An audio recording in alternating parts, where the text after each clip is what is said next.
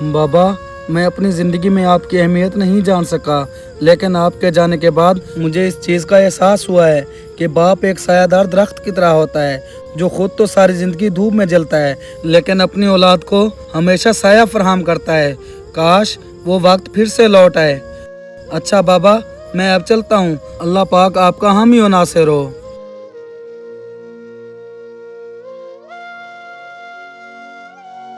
अब तेरे खर्चे मुझसे नहीं उठाए जाते। इस महंगाई के दौर में मैं अपना खर्चा पूरा करूं या आपको खिलाऊं? उठाओ ये अपना बोरी बिस्तर और निकलो यहाँ से। और हाँ सुन, शोर करके मोहल्ले वालों को इकट्ठा मत करना। तेरी बेहतरी इसी में है कि चुपचाप यहाँ से निकल जा। बेटा, क्या मैंने आपको पाल के इसलिए बड़ा किया था कि तू अपने बाप को घर से बेघर कर दे? और वो वक्त तू भूल गया जब तू चल भी नहीं सकता था और मैंने आपकी उंगली पकड़ के आपको चलना सिखाया। देख बूढ़े, अब तो एक्सपायर हो चुका है और जो चीज एक्सपायर हो जाती है उसे घर से निकाल दिया जाता है। हाँ बेटा, तू ठीक कह रहा है। मैं अब तुम्हारे किसी काम का नहीं रहा, पर मेरी एक बात याद रखना, ये दुनिया मुकाफात अमल है।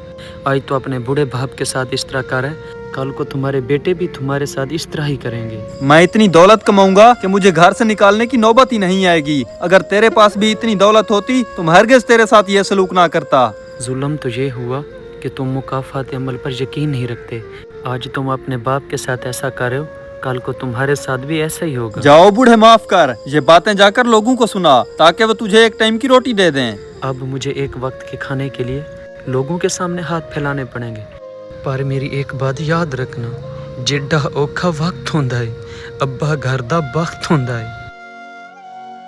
चाचा, आप एक मिनट रुकें। अरे वो बदबख्त इंसान, क्यों अपने पाँव पर कुल्हाड़ी मार रहे हो? आसिफ, आपकी और मेरी दोस्ती अपनी जगह पर, लेकिन आप मेरे जाती मामलात में मुदाखलत मत करो। आप नहीं जानते इस बूढ़े को, ये एक नंबर का ड्रामेबाज है। मुझे माफ करो और जाओ यहाँ से।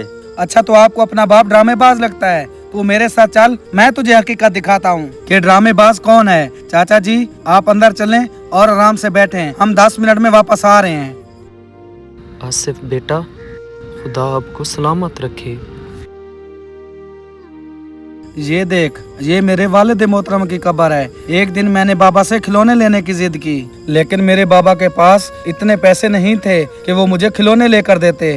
फिर मेरे बाबा ने 2 दिन अपनी दवाइयाँ नहीं ली, मेरे लिए खिलौना लेकर आए। इरफान मियाँ, बाप इतना बड़ा ड्रामेबाज होता है। अगर वो कहीं से 2 रोटियां ले आए तो वो खुद नहीं खाता, वो सबसे पहले अपनी औलाद को खिलाता है। मैं तो खुद बदबख्त हूँ, अपने बाबा की जिंदगी में उनकी खिदमत नहीं कर सका। अरे बेवकूफ, तेरा बाबा तो अभी जिंदा है, उनकी खिदमत कर।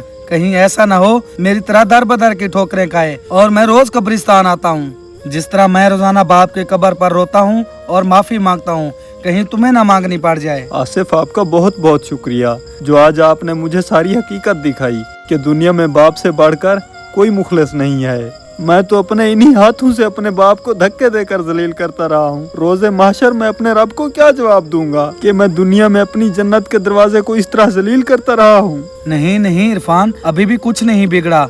आपको अपनी गलती का एहसास हो गया और एहसास इस दुनिया की सबसे कीमती चीज है। जा, अभी तेरा वालिद तेरा इंतजार कर रहा होगा और उससे जाके गले से लगा ले और अपनी गलती की माफी मांग। जा मेरे भाई।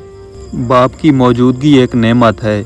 जब तक वो जिंदा हो उसके कदमों की खाक को अपने माथे का झूमर बनाओ।